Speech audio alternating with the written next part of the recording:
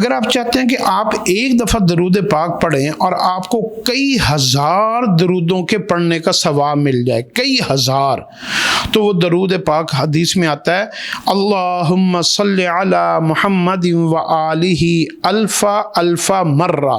अल्फ़ कहते हैं 1000 को, और अल्फ़ा अल्फ़ा कई हज़ारों को कहते हैं, मर्रा कहते हैं दफ़ा।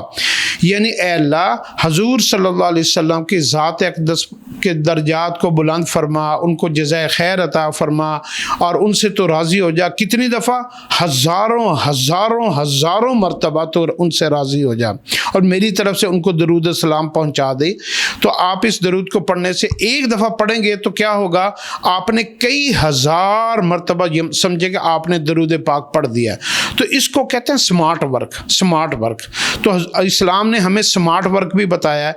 तो आप क्या करें, अल्लाहुम्मा सल्लि अला मुहम्मद व आलिही अल्फ़ा अल्फ़ा मर्रा। आप एक दफ़ा पढ़ेंगे, आपको कई हज़ार दफ़ा दरूद शरीफ पढ़ने का सवाब मिलेगा।